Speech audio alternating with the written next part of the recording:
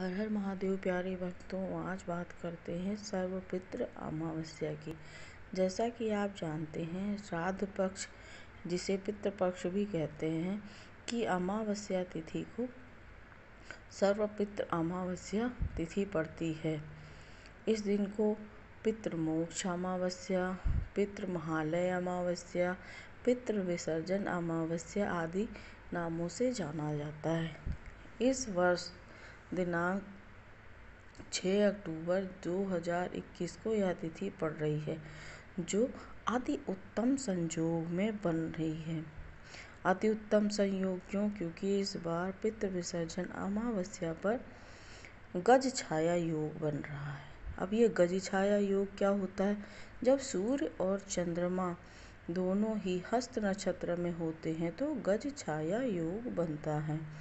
यह अति उत्तम अवसर है और हमारे पितरों को तृप्त करने के लिए, उनके तर्पण कर्म कांड के लिए तो बहुत उत्तम संयोग है। और इस दिन एक दिन अपने पितरों के दिए के निमित्त किए गए तर्पण कर्म कांड से हम उनको 12 वर्ष तक प्रसन्न रख सकते हैं। तो चलिए इस पर चर्चा करते हैं कि क्या विशेष उपाय करें जिससे हमारे पितर प्रसन्न हों, हमें अन्न धन वैभव वंश वृद्धि का आशीर्वाद दे। इस दिन आप क्या करें? प्रातः काल स्नान कर लें, घर की रसोई साफ कर लें, अपने घर की देहली को साफ कर लें, उस पर थोड़े काले तिल में बिछा दें। हमारे पितरों को काले तिल बहुत पसंद हैं। इसके साथ ही साथ आप उनके निमित्त एक लोटे में काले तिल डालकर आप उनको जल दें। इसके साथ ही रसोई आपने शुद्ध कर ली, उसमें शुद्ध सात्विक भोजन बनाएं। मांसाहार या लहसुन प्याज इत्यादि का प्रयोग बिल्कुल भी ना करें। शुद्ध सात्विक भोजन बनाएं और किसी योग्य ब्राह्मण को बुलाकर जिमाएं। हाँ, भोजन में खीर अवश्य बनाएं क्योंकि खीर हमारे पितरों का पसंदीदा भोजन है।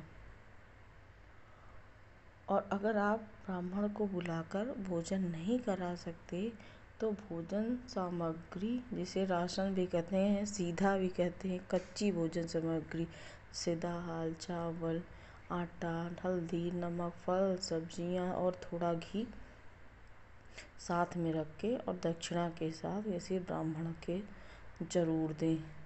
इस दिन भोजन में घी का प्रयोग अवश्य करें, इससे हमारे पितर प्रसन्न होते हैं। इसके अलावा आप जब खीर बनाएं, विशेष उपाय ये है कि आप खीर बनाएं, जब भी खीर बनाएं तो उसमें थोड़ा सा घी अलग से उसमें मिक्स करें और ब्राह्मण को भोजन कराएं।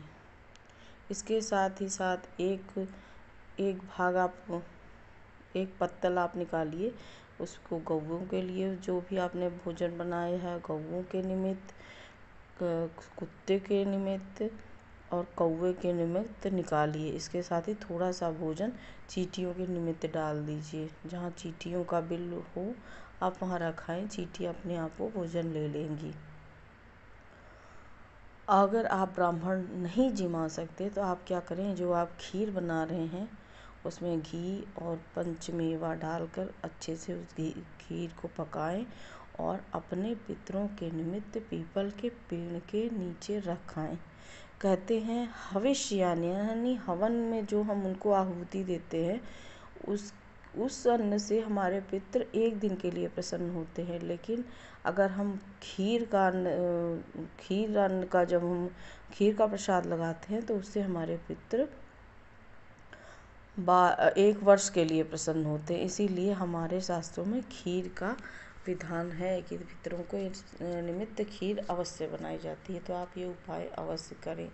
इसके साथ ही साथ आप एक लोटे में या एक घड़ा ले लें, उसमें मीठा जल भर लें। यानी एक घड़ा आपने भर लिया, उसमें तो चाहे शहद मिला दीजिए या शक्कर मिला दीजिए, मिश्री मिला दीजिए, आपकी इच्छा।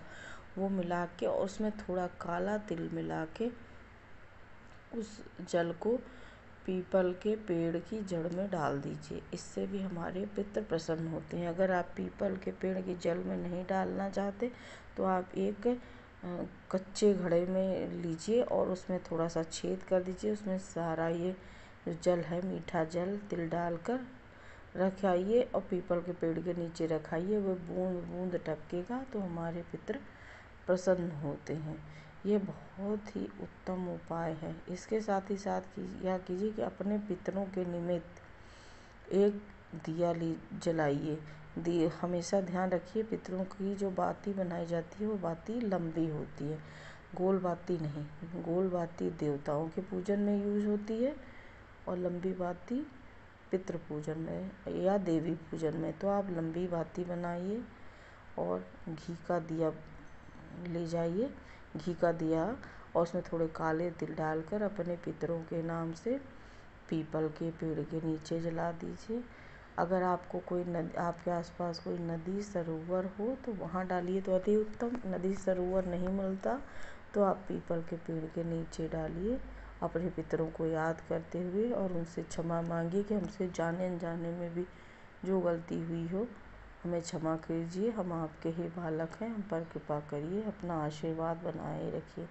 आपके पितर इन उपायों से अवश्य ही प्रसन्न होंगे और अपने आशीर्वाद की वर्षा करेंगे, जिससे आपके घर में अन्न, धन, वैभव, वंश वृद्धि सदा बनी रहेगी। हर हर महादेव।